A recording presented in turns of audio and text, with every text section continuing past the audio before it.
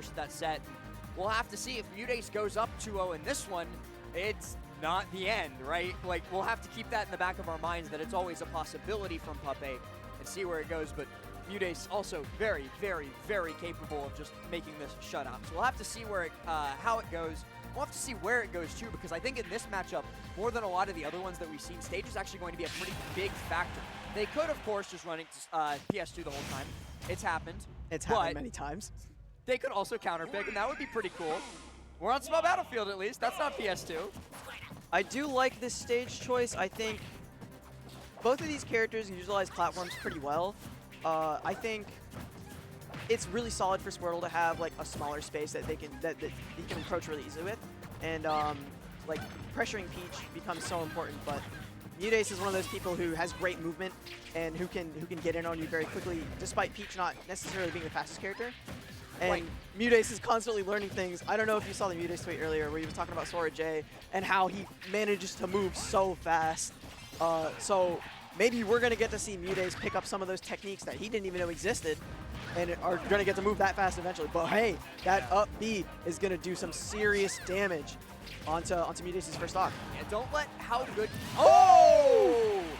I was about to make this exact point. Don't let how good MuteAce and Sora J are at escaping disadvantage and how good their movement is trick you into thinking that Peach has good disadvantage. She does not. That is her big weakness, and we saw a great demonstration of exactly what that means right there from Puppeh, taking out the first stock in this best of 5. There's a beautiful up B at the end to secure the kill. 143 on this Charizard is at kill percent, but it's going to take a little bit of work to try to get that straight hit, because you're going to need to be at the ledge. Charizard's a big boy. Oh, the fair, not enough to do it. Puppeh with some phenomenal DI, still holding on to the stock, and MuteAce not finding the Z-drop that he was looking for to close it out. Gets the landing fair, now puts MuteAce on the ledge. Once again, going to try and make use of that flamethrower, but MuteAce just floating right outside of its range. And Puppeh just happy to chill on this Charizard, maybe get a couple of tipper F-tilts, tipper back airs, some fairs off stage, and he's super heavy, so it's going to be hard for some of these Peach KO moves to actually KO. We saw the fair not even be able to do it a second ago, and almost gets another. Oh, double back air, all missing, and Puppeh just does not give up in any of those situations there. Practically a guaranteed KO at that point with MuteAce not having the jump for the float, just having to use the up B and hope that Puppeh doesn't come punished. Finally, the back air closes it out, and MuteAce pulls a Mr. Saturn, gets rid of it immediately, though. He says, I don't want you to mess with that either. Puppeh was definitely picking up some, I think you saw the turnip catch from Puppeh earlier and say, you know what, let's not mess with it. Let's just play like normal. But MuteAce getting a bit of a good advantage state here, trying to rack up as much damage as possible, keep the Charizard from getting much momentum like it did before. Maybe we'll want to see Puppeh switch to Squirtle again, try to rack up damage again, but oh my god, that's just a stock. All of a sudden, we're even, only 6.3% separating the two of these players, and I was just about to point out how Puppeh is playing an almost uncharacteristic amount of Charizard in this matchup. Usually he's like pretty Ivysaur focused, especially at the later percents. We saw it stock 1, but a lot of Charizard coming through, and MuteAce finally taking advantage of maybe the more linear recovery that Charizard has to deal with. I saw the jumps burned earlier, MuteAce just took advantage of it, and now we're back to Ivysaur. I'm wondering if we're going to be able to see this Ivysaur take the stock early like we did. That was scary. That was almost... so was the down air. Both the Vine Whip and the down air in that situation both had the possibility, if MuteAce wasn't ready for them, to do a lot of damage. That down tilt going to start up something, but only gets one hit off of that off of the combo starter. Oh no. Well, that just happened. That's a way to end the game. I mean, that was something that I was like trying to keep in the back of my mind, and I'm sure MuteAce was also trying to keep in the back of his mind. If at any point he doesn't have a jump and is forced to just straight up uppy back to stage, there are two possibilities that could happen. One, Ivy Dare. Two, Charizard back air. And we actually got to see both of those happen in that game. So, you know, just really good on Puppeh for keeping track of MuteAce's resource management, recognizing exactly when those resources were up and when he could go get that huge punish. Now taking game 1, putting himself one step closer to that Grand Finals winner's side. We're going right back to Small Battlefield. A song change, but nothing more than that. The Reclaimer coming to reclaim his throne once again. After DQs, MuteAce is the first seed of this tournament, projected to win the whole thing from winner's side, but Puppeh has something to say about it, very obviously. Unfortunately, Dabuz and Cola couldn't make it out for a number of reasons, but MuteAce definitely not like a poor substitute Absolutely for the first seed. not. Like, this is one of the best players in the entire continent, in the entire world, and gonna try and demonstrate it here despite Puppeh's very strong game one with a great opening to game two. This tournament in general has been such a wonderful display of super high level talent from players who often play second fiddle to players like Dabuz and Cola, and we get to see great sets like this. Omega's another super big example of that over in Georgia. Like, usually the conversation in Georgia revolves around players like Cola, DD, Fatality. Omega right there on their heels, and demonstrating exactly why. That was almost a crazy pop-up on the turn-up. Puppeh, though, being able to shield just in time before things go wrong. I love the parry, the confidence from MuteAce, absolutely wrecking this stock. 182 on this Ivysaur, but Ivysaur does not have trouble killing Peach. And these up airs, these forward airs, these up Bs are keeping MuteAce from getting back to center stage. F-throw here. Yeah. With Rage, I think that actually mixed MuteAce's DI as he comes off the Angel platform and finds the fair to close out the stock. I believe MuteAce was probably expecting up throw onto the platform as an attempt to kill, was not DIing the F throw correctly, and as a result lost the stock to it. Okay, Puppeh's fine. Yeah. He's not, he's way better than that. he wouldn't miss those. I do, but Puppeh wouldn't.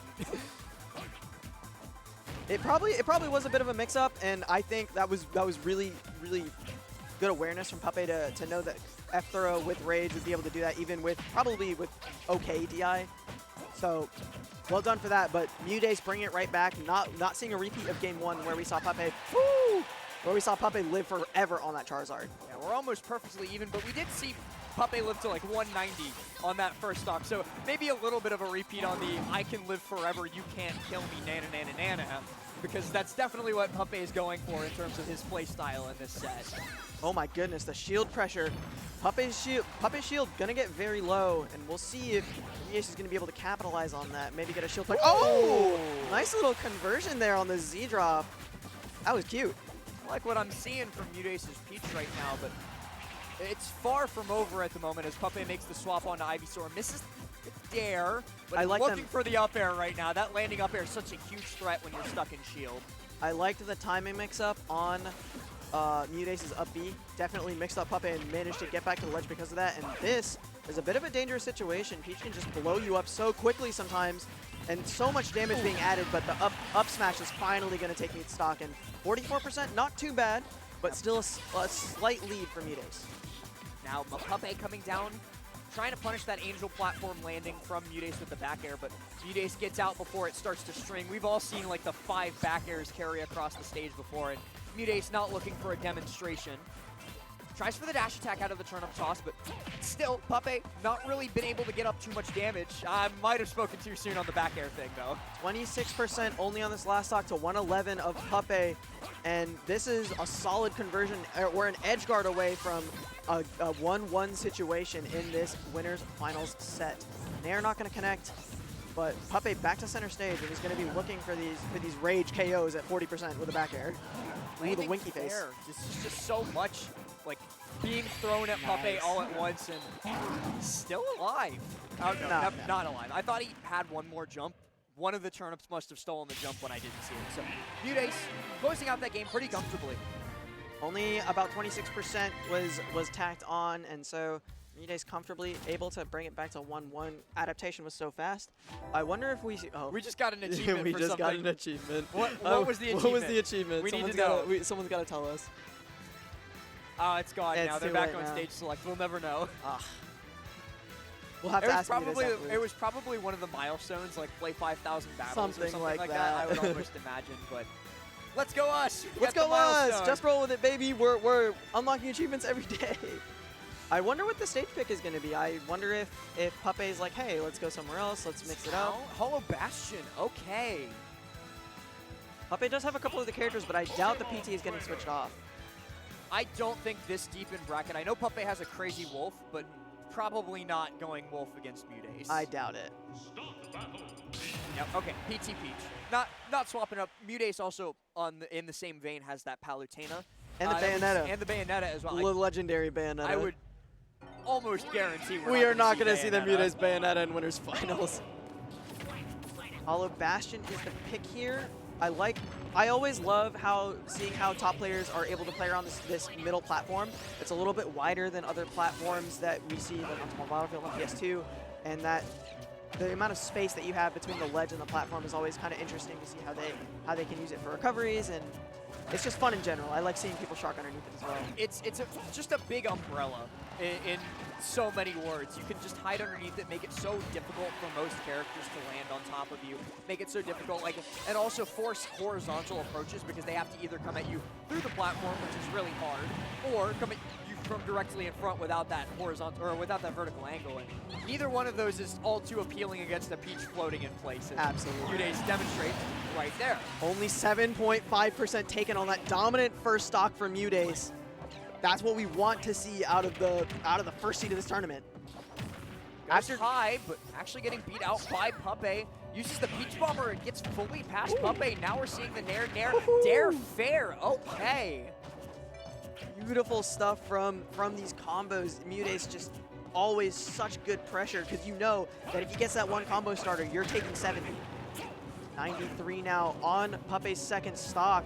MuteAce has done that turnip toss every single time Puppeh's been on ledge on this stage. Wants Puppeh to jump or to do neutral get up because everything is covered with that high turnip throw. It's a conditioning tool. There's so many reactions that you can do to it.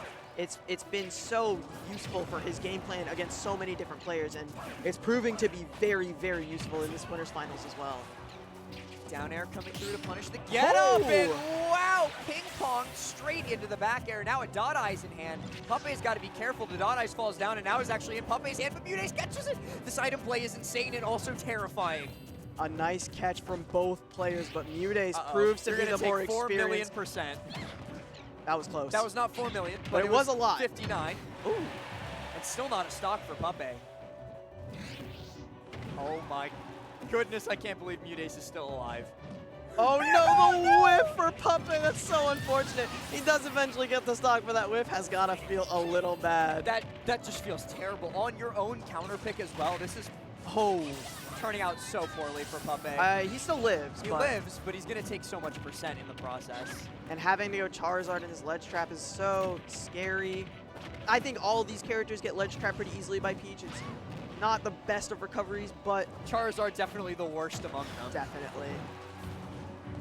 Oh man, this movement from MuteAce is so scary. Every single hit could be converted into the stock, and well, that's just what makes Peach terrifying in general, actually. No DI mix-up this time. MuteAce ready for the forward throw. Sharking through the stage a little bit to get back to ledge. And forward throw once again. Puppeh trying to get a KO with his ledge trap and just start this comeback. But one back air, one solid forward air will probably take the stock from MuteAce.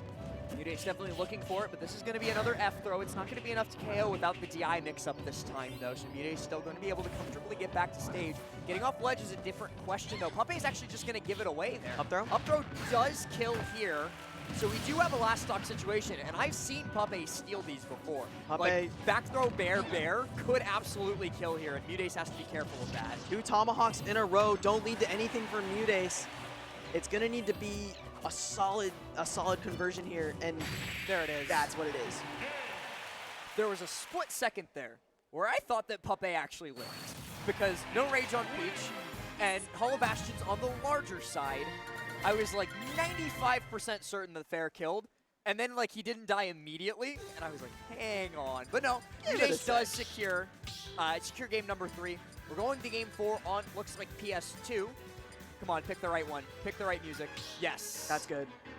I think pretty much every song for the Pokemon stage is pretty solid, aside from some of the routes, but that's definitely up there in the S tier.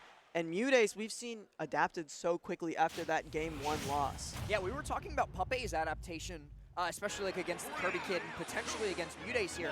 But MuteAce lost Game 1 and then kind of eviscerated Puppeh in Game 2 and 3. We're seeing a masterclass of this Peach. It's been so wonderful to watch him move around. He's so smooth. He's so good at playing with turnips. Item play is so important to this character, and it's proof that this mastery of the character in its fullest. Puppeh, though, holding a very tenuous lead against MuteAce at the moment, looking to extend it, maybe even with a stock here. Has Mute on the ledge. This is a tipper back air forward tilt away from victory. on this stock, but MuteAce does make it back to the ledge. Actually gets to stand up on the stage as well. That's the more critical part, because getting back to ledge is only step one, and it's certainly the easier step against a ledge trapper as good as Puppeh. And this time, doesn't actually get through it. Puppeh punishes with the fair to take the stock. Now back on Squirtle, going to be looking for one of those low damage combos we know so well. Shades of game one, Puppeh coming back as he starts to extend his lead a little bit, but predicting the switch is MuteAce and getting a good punish for it as well. Nice dash attack out of the turnip to create even more damage, and one more conversion away from evening up this game is MuteAce. Ooh, gets the last hit of the up smash there after having so much trouble landing against MuteAce, catching the turnip with the Z. Coming back onto stage, using that turnip, but no, beat out by the bear, and we're almost back to perfectly even.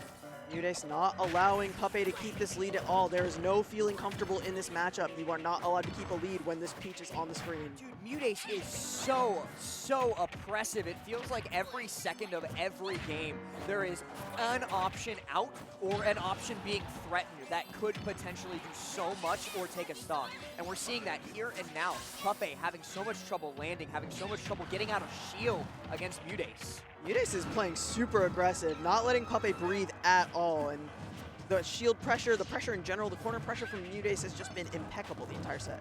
Yeah, if there's a phrase that starts with blank pressure, MuteAce is doing it right now. Absolutely. Ledge pressure, corner pressure, shield pressure, aerial pressure, which I don't even know if that's a thing, but he's winning Mental pressure.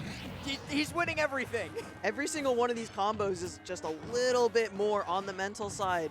Just a little bit more of a burden in your head, and up throw, not going to be enough, but every single point of damage MuteAce gets feels like he's getting more and more momentum with every hit. Yeah, and like Puppeh's been living ridiculously long on a lot of these stocks, like upwards of 200%, but it doesn't matter because MuteAce is in control the entire time he's still alive. So it's not like he's living extremely long and then finding reversals. He's just living extremely long and postponing his own death. MuteAce never phased by not being able to KO. Such a patient player, ready to get the KO at any time. But hey, that up there, pretty close to even percent, 46%. Nothing to scoff at, but also nothing that we can't come back from.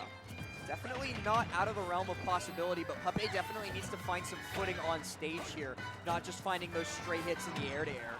I do like Puppeh sticking with the Ivysaur. It seems like it's been the Pokemon along with the Charizard that's been able to catch the most success. And the Charizard comes out as well, probably looking for one of those back throw bear cheese kills with the Rage.